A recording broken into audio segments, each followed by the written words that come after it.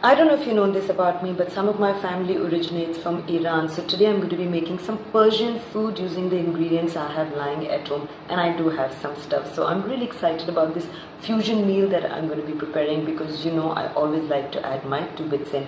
So stay tuned. The first thing I'm going to do is take 2 cups of basmati rice and I'm going to soak it. I'm going to cut 400 to 500 grams of boneless chicken into cubes. And these are the Iranian ingredients I had lying at home. Some sumac, thyme, oregano. That's barberry known as zereshk, and we all know this is saffron known as saffron.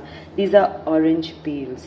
And this is Iranian bay leaves and Iranian cardamom. I'm most excited about using pomegranate molasses. It's available at Paradise Store in Karachi and online, and you can get all these things online as well. I've prepared everything, chopped everything, and I'm super excited about starting this recipe, so stay tuned. Taken a pot of water, put it on the stove with some salt, and I have about a teaspoon of mixed garam masala. Bring that up to boil for the rice, and 1 large sliced onion in oil. At this point I'm going to add a tablespoon of chopped garlic and saute this till it's light gold. A teaspoon each of salt, red chili powder, turmeric powder, coriander and cumin powder, half teaspoon of black pepper, freshly grounded, 2 cardamoms and 2-3 bay leaves. Adding that to the mix.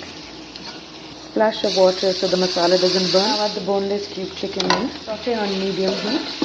And while this happens, let's add the rice to this boiling water. 2 cups of soaked and washed basmati rice. And to this I'm going to add 2 chopped tomatoes. I'm going to cover this and cook this in low to medium heat till the tomatoes dissolve. The rice is done. I'm going to strain this. I've strained the rice. A few strands of saffron. I'm just going to infuse it with very hot water.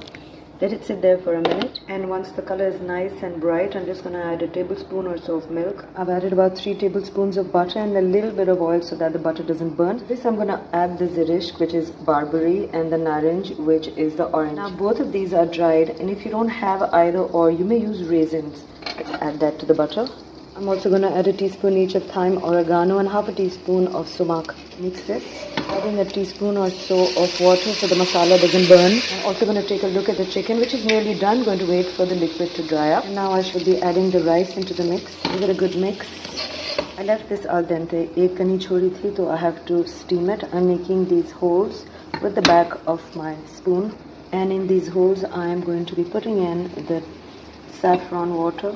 And cook this for at least 5 to 7 minutes on very low heat. Unlike Pakistani food, I've noticed Persian food has chunks of tomato in it. Now I'm going to be using about 2 tablespoons of pomegranate molasses, and if I feel I need to add more, I shall. I only used half of the saffron milk water.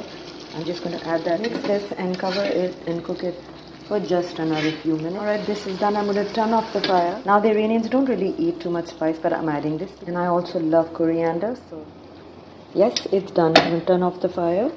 I'm going to dish this out for myself since it's my lunch. Oh, nice. Okay, I'm going to try to be like those very famous Instagrammers and TikTokers. Okay, I've never done this before.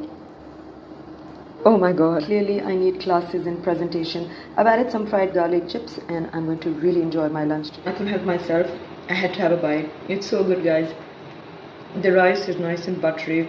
The addition of zereshk and narenj is amazing, but don't worry if you don't have it, you can use raisins and you can use anardana. The chicken is juicy, tender, sweet and sour. The pomegranate molasses, oh my god, what a lovely addition. I love Iranian food.